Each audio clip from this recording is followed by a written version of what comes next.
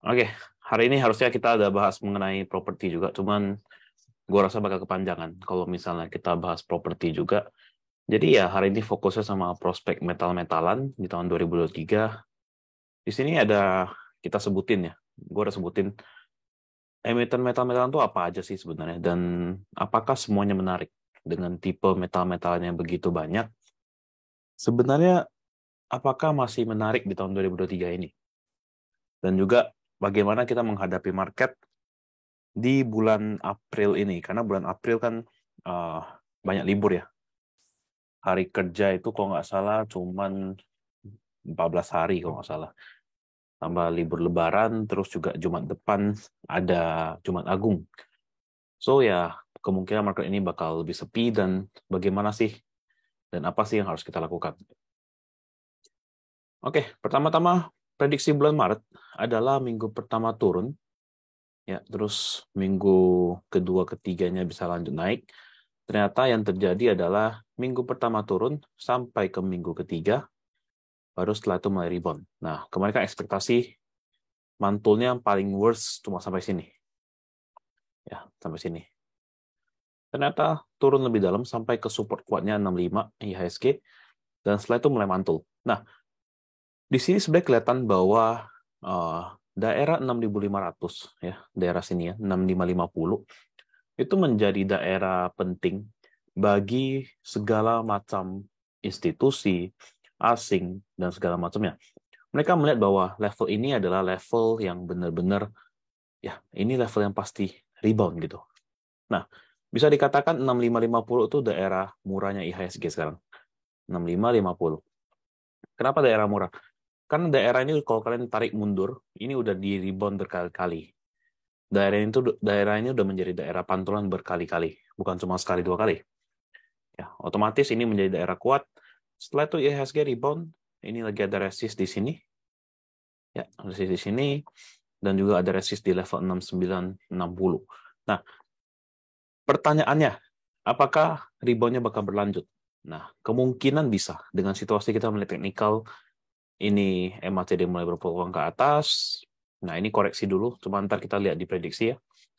Nah, tapi hati-hati ntar di bagian sini ya, karena bagian sini lebaran.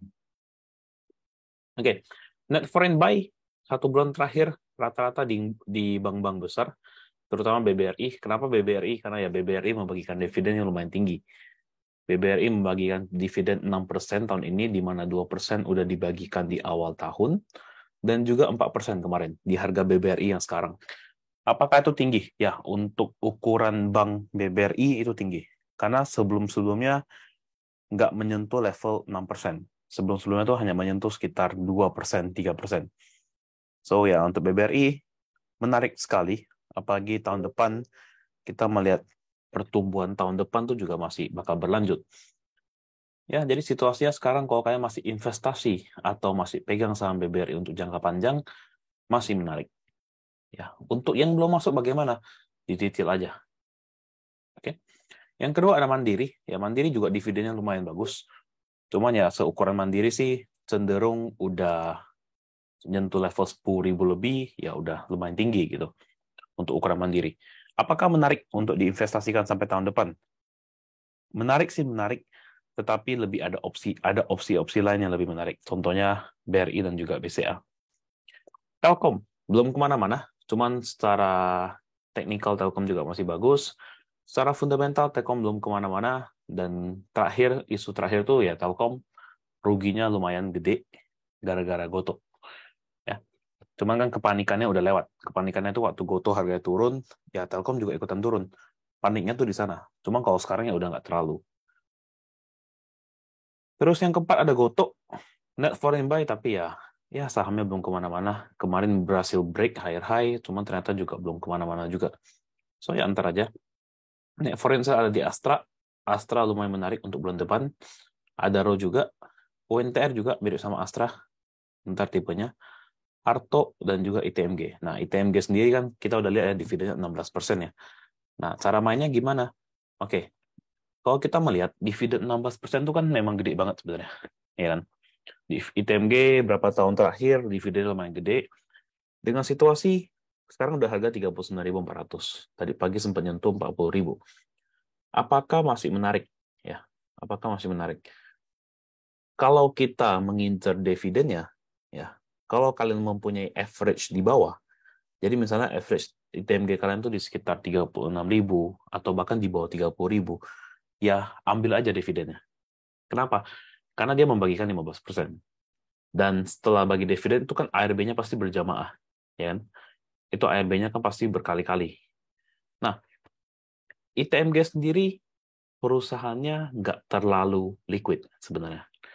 Karena harganya yang mahal, 39.400 satu lot 3,9 juta. Nah, karena harganya yang mahal, cenderung ITMG itu lebih ke arah kayak Bian. Kenapa kayak Bian? Karena Bian sendiri juga karena nggak liquid, orang mau mainin pun juga nggak bisa. Bandar-bandar mau naikin sembarangan juga nggak bisa. Nah, maka dari itu kalau kalian mempunyai average yang jauh di ITMG, dividennya diambil, terus di hold.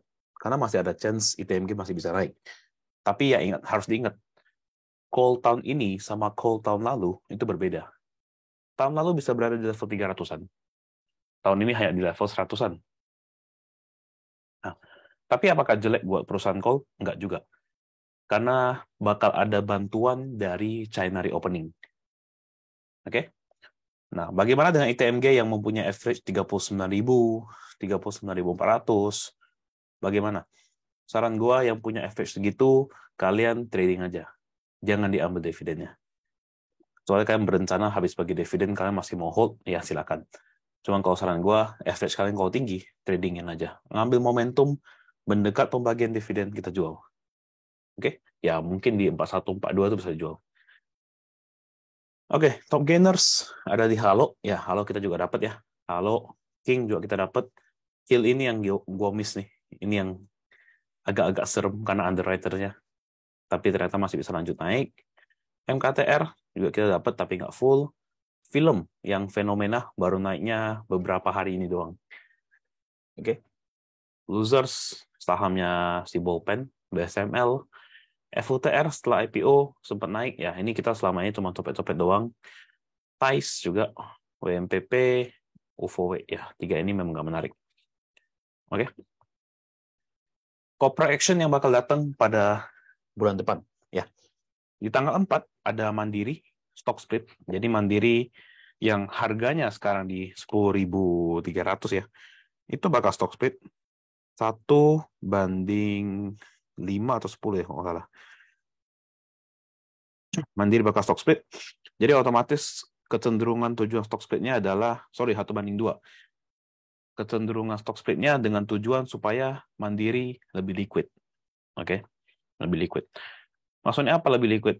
Dengan tujuan lebih banyak investor atau lebih banyak investor yang lebih kecil, lebih tepatnya, bisa investasi di Mandiri. Karena kan kalau 10.000 atau 1 juta. Jadi yang konsep namanya yuk nabung saham mulai dari 100.000 itu ya mereka nggak bisa beli Mandiri. Ya kan?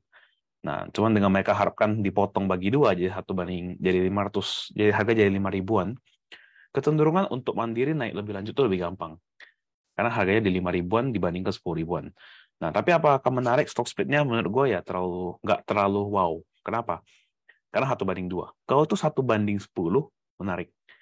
Berarti kan kalau 1:10 kita melihat Mandiri di harga 1.000 lebih. Pasti banyak yang mau beli. Ya kan?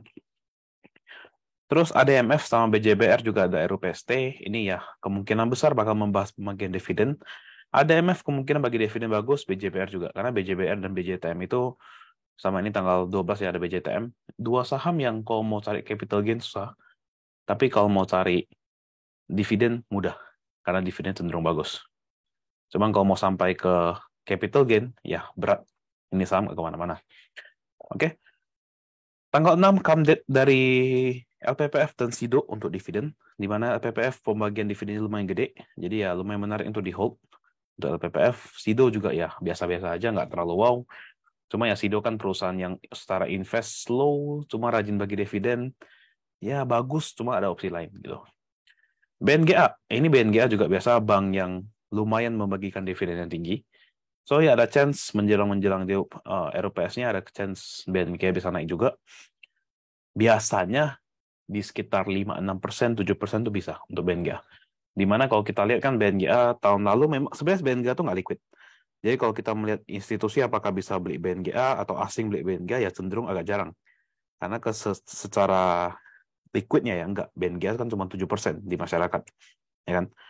Kalau kita perhatiin BNGA selama 2022 pendapatan naik. Oke. Pendapatan naik. Berarti ada kemungkinan dividen tahun ini naik juga. Ya, kita asumsi dari dividen sekarang ya.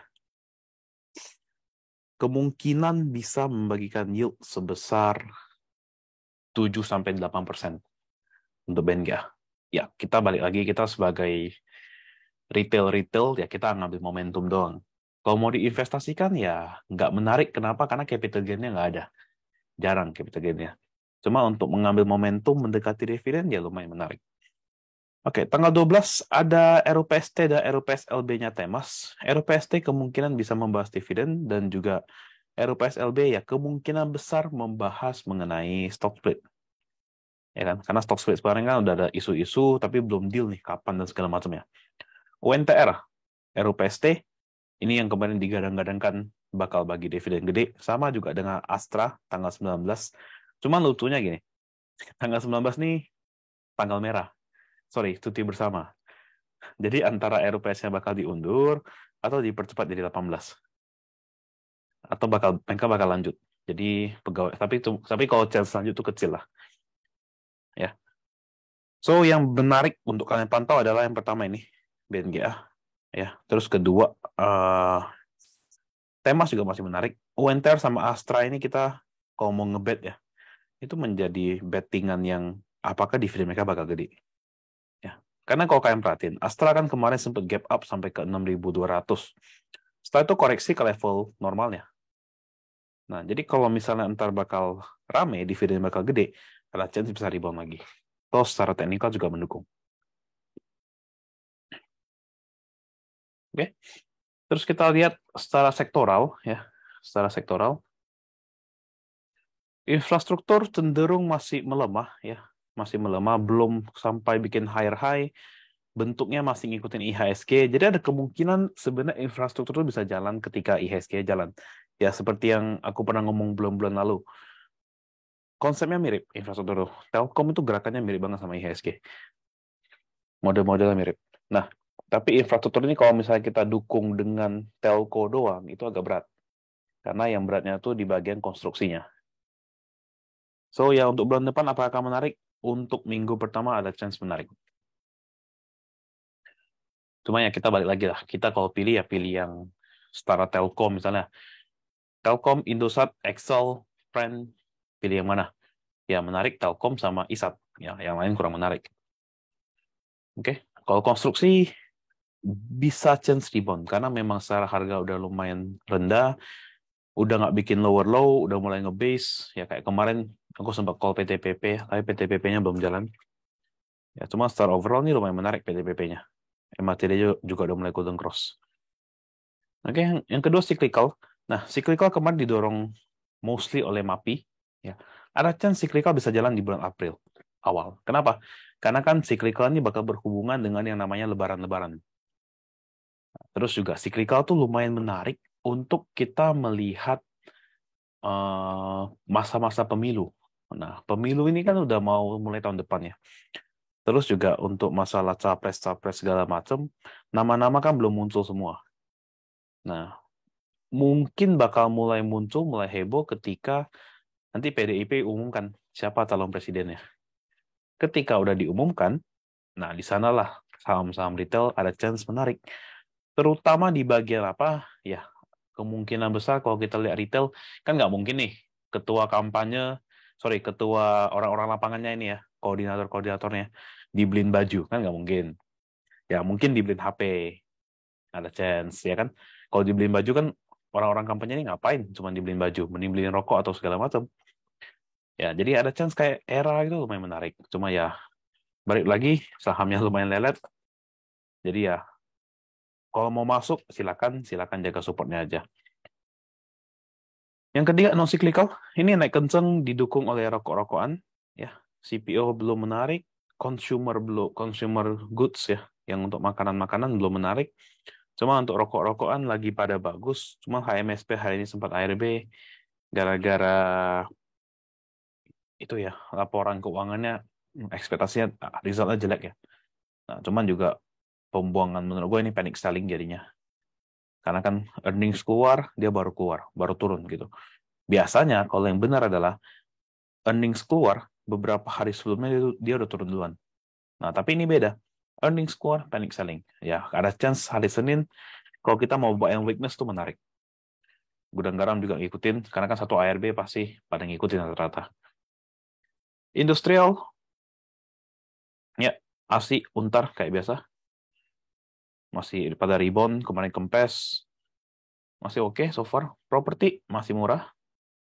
Masih murah. Apakah udah rebound? Ya belum. Kalau kalian perhatiin saham-saham properti itu belum pada rebound. Masih di sana-sana aja. Cenderung masih sideways. Basic industry kita melihat didorong oleh Antam, Inco juga mulai kenceng. MDKA juga mulai rebound ya. Yang belum jalan tuh kertas-kertasan. Jadi ya masih menarik. Kayak ntar kita bahas lah pas metal-metalan. Teknologi masih cenderung turun. Kemarin kenaikan dibantu kenceng oleh Bukalapak yang setelah keluar laporan keuangannya ternyata bagus banget. Nah, tapi kan juga habis naik, turun lagi dia. Ya kan? Jadi ya ini nggak seharusnya HK di sini sih. Ini juga pasti resisten. Makanya nggak di call kemarin. Oke, kita melihat finance. Finance ada kemungkinan bisa koreksi dulu bulan April. Karena kan kenaikan kali ini juga didorong oleh RUPST, pembagian dividen, dan segala macamnya. Healthcare, salah satu sektor yang lumayan menarik kali ini. Kita melihat saham healthcare menjadi saham defensif di masa-masa sekarang. Tapi ya slow. Kalau mau naik pun harus cari yang kurang liquid biasanya. Transportasi belum menarik, masih di sana-sana aja. Bulan April prospeknya bagaimana? Untuk sekarang sih kalau jujur ya, karena ada bisnis di hubungan kapal-kapalan ya, lagi rame banget. Cuma belum bakal tercermin, ya kemungkinan bulan depan bisa jalan. Energi, ya energi mulai kenceng, Medco, batu bara pada rebound. So ya lumayan menarik untuk bulan depan. Nah, cuman balik lagi, semua pembahasan ini kelihatan menarik di bulan depan. Tapi harus diingat, bulan depan itu masalahnya liburnya panjang. Itu masalahnya. Oke, kenapa liburan bulan panjang itu bahaya? Ini satu libur, 2, 3, 4, 5, 6. Oke, masa-masa kita anggapan gini deh. Lebaran asli itu kan tanggal 22, 23 ya, Sabtu Minggu ya. Ini cuti bersama, cuti bersama. Orang-orang kan mulai mudik tuh tanggal segini. Ini harusnya 14, 15, 16. Ada chance tuh 17, 18 orang udah mulai cuti. Udah mulai cuti, cenderung apa? Ya kemungkinan ada yang take profit. Terus juga ada orang-orang yang butuh dana untuk pulang mudik dan segala macamnya kan. Nah, makanya minggu depan tuh yang menarik itu hanya di bagian sini. Nah, 10 udah mulai was-was, 11, 12, 13, 14 tuh mulai was-was. Was-was tuh dalam arti bukan untuk nakut-nakutin, dalam arti kalau udah cuan TP aja dulu. Ya. Kalau bisa tahan cash, terus mau belanja, cepet-cepet TP. Kayak kemarin kan enak nih, market kita kan berapa hari ini enak. Nih, ini ya kita tahan aja, masih bisa lanjut naik selama sahamnya masih bagus. Cuma ntar udah masa sini udah bahaya. Kenapa? Kita baca dari tahun lalu ya. Tahun lalu Lebaran tuh di bulan ini, April. Sorry. Lebaran tahun lalu kalau nggak salah 28 April ya. Ya bener. Oh 9 Mei. Ya awal Mei ya. Nah 28 April closing tuh masih di sini. Liburan panjang sekali buka jeder min 4%. Besoknya ini harus sampai ke bawah rebound. Ini juga dihantam lagi.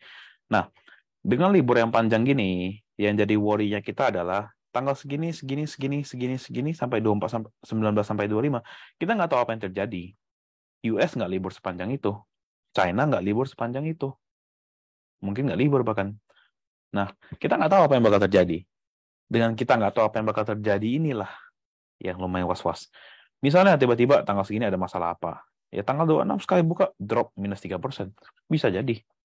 Jadi saranku adalah ntar di tanggal-tanggal segini 13, 14, 17, 18 udah mulai bersih-bersih dulu. Bersih-bersih. Oke, kecuali yang buat kalian invest. Kalau kalian buat invest nggak masalah. Tapi kalau kalian buat trading, Saranku sih bersih-bersih aja lah. Anggapan tanggal 26 masih naik, ya udah nggak apa-apa. Better daripada tanggal 26 drop 3%. Lebih sakit kepala kita. Oke? Oke, sektor rotation, kita lihat transportation masih underperform, masih di bawah, teknologi juga masih di bawah, infrastruktur juga belum gerak, properti terutama masih di bawah. Yang improving, yang udah mulai naik itu cyclical, didorong oleh MAPI sih sebenarnya. Era juga mulai rebound kan tadi. PPF juga mulai rebound. Finance improving, jadi yang finance sebelumnya sempat koreksi dalam, terus kena dividen, sempat naik. Tapi kan masih ada finance yang kecil-kecil tuh, yang kayak Arto lah, BBYB lah, itu kan dari drop parah mulai rebound kan. Energi juga dari kemarin koreksi lumayan dalam, Medco kemarin kita masuk di 890, sempat ke 865, sekarang udah balik ke 1000, ya, improving dia. Outperform basic industry, beberapa sahamnya udah mulai di atas, udah mulai sentuh resisten. Nah, apakah masih bisa naik? Ya masih bisa. Cuman ya memang butuh waktu dulu. Nggak selamanya bisa terus hijau-hijau itu nggak bisa. Non cyclical, kita melihat rokok ya kemarin sempat kenceng, terus ya sekarang masih koreksi, masih balance lah antara rokok dan juga makan makanan, ICBP dan segala macamnya. Cuman kalau kalian melihat INDF tuh lumayan murah sebenarnya. Kalau kalian mau masuk untuk saham yang defensif ya, INDF tuh lumayan murah sekarang. Healthcare, dan weakeningnya ada di industrial. Jadi kita melihat ASI sama UNTR kan sempat gap up tinggi ya. Habis gap tinggi dia koreksi. Oke. Jadi prediksinya adalah sampai tanggal 6 ya.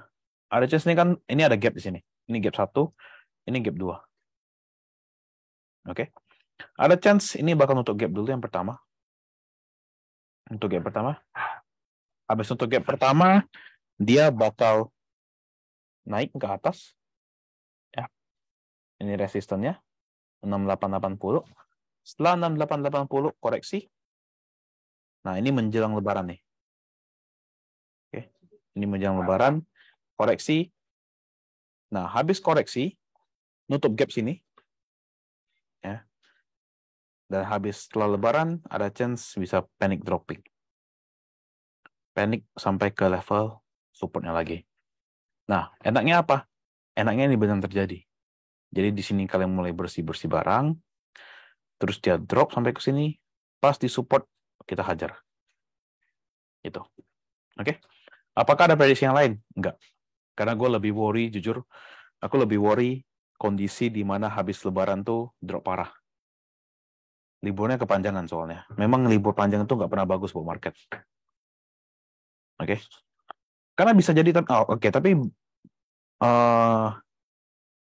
counternya gini, bisa jadi selama kita libur, market US tuh bagus. Dow Jones kenceng, bisa jadi. Bisa jadi ntar setelah Dow Jones kenceng misalnya ya pada masa-masa ini ya, nanti di sini IHSG kita di sini juga gap up, bisa jadi. Cuman kalau melihat dari tanggal-tanggal dan historis sih lebih cenderungnya ini bakal jelek dibandingkan bagus. Oke. Jadi ntar apakah masih ada situasi sell on May? Ya, menurut gue tahun ini nggak ada sell on May. Jadi bulan Mei kemungkinan bisa rebound. Turunnya di April. Oke. Kita lanjut ke new market adjustment ya. Ini informasi aja. Jadi mulai tanggal 3 April ya, yaitu hari Senin besok, jam market kita panjang. Jadi jangan kaget ketika antar jam 11.30 nih. Lah, kok marketnya masih jalan? Nah, karena kan pembukaan sama ya, 845 sampai 859. Nah, ini agak pagian dikit ya, cuma kan nggak ngaruh sama kita. Sesi satunya jam 9 sampai 12. Jadi jangan kaget 11.30 kok masih bergerak nih market. Padahal udah keluar, misalnya udah pergi makan atau segala macam ya. Jangan kaget. Jadi jam 12 selesai. Setelah itu, kalau hari Jumat, dia 11.30 selesai. Karena kan ada sholat Jumat ya. Ada sholat Jumat, otomatis cenderung bakal selesai lebih cepat. Nah, sesi 2 bakal dimulai jam 1.30 sama 1.30, tapi selesainya lebih lambat sejam, yaitu 15.49. Yang sebelumnya 14.49, Ini 15.49. Nah, sedangkan hari Jumat bakal dimulai lebih telat. Jam 2 baru mulai. Nah, jadi anggapannya jam market memang lebih panjang, cuman hari Jumat liburnya lebih panjang. Istirahatnya lebih panjang, 2,5 jam. 2,5 jam. Oke, selesai jam 3.49. Sama. Pra penutupan sama. Ini kayak yang biasa kita melihat IEP. Tapi ini jam 3.50. Sama persis. Random closing ini yang penyesuaian IEP yang terakhir ya. Yang biasa kayak, wah IEP-nya naik segini nih. Ternyata PHP. Nah, ntar di sini udah nggak gitu. Oke. Ini juga orderan terakhir pasca penutupan di mana kita cuma bisa belanja atau jual di last price. Oke. Arah ARB sementara masih sama. Jadi arah ARB arahnya sesuai, ARB-nya masih 7%. Nah, pas hari ini mau bahas mengenai ini, tiba-tiba hari ini keluar tahap 1 ya. Jadi kan dari awal rencananya balik ke semula. Cuma kan semua orang ngira kayak, wah ARB-nya sama nih, nggak berubah nih. Bukan nggak berubah, cuma memang harus bertahap. Kalau misalnya tiba-tiba langsung ARB 25%, marketnya itu turnover mungkin cuma 7-6T bisa kali. Takut semua. Ya kan, hari pertamanya bisa gede nih pada jual-jualin, pada takut. Hari kedua itu ntar mulai sepi. Nah, makanya bertahap dibikin per 5 Juni ARB-nya 15%. 2 kali lipat. Ini udah mulai kerasa. Nah, jadi kita sebagai trader, kita sebagai orang-orang retail, kita mulai pelajarin tadi 15% bagaimana. Rasanya bagaimana. Ya. HK, kalau mau HK pun kita level jaganya itu kadang nggak perlu closing lagi. Closingnya pun closing candle dalam time frame kecil. Ya, kita nggak bisa langsung kayak patokan closing market baru CL. Nggak bisa lagi. Mau nggak mau, dulu yang misalnya analisanya dengan time frame daily, kita harus mulai analisa dengan time frame lebih kecil. Misalnya sejam, 4 jam, ya kan? Karena kan kalau kita mau tunggu sampai closing bawah, di bawah ARB 15%, di bawah ARB 25%, ya susah juga, ya kan? Nah, tahap kedua akan dilaksanakan pada 4 September, ya masih lama, masih 6 bulan dari sekarang, yaitu udah kayak normal. Nah, disinilah para scalper mungkin bakal lari, para bandar-bandar yang mau naikin harga pun juga bakal takut. Nah, di sini ntar everything back to normal. Semua udah bakal normal, nggak ada hal yang perlu kayak, aduh, gampang ARB nih. Udah nggak segampang itu ARB ntar. Sekarang 7% tuh ARB gampang, kenapa? Dibanting 7%, semua orang panik ikutan jual, 7% yang di harga ARB-nya tuh makin tebel offernya. Tapi ketika udah 35%, mereka membutuhkan barang yang banyak untuk bisa jual sampai 35%. Oke, jadi sebelum masuk ke masa ini, ya nikmati dulu sekarang. Karena masa 7% ini mau balik lagi, apakah bisa balik lagi? Susah. Mungkin 10 tahun lagi. Kalau sekarang kayaknya enggak. Oke? Ya, sampai sini ada yang mau nanya? Sampai new market adjustment?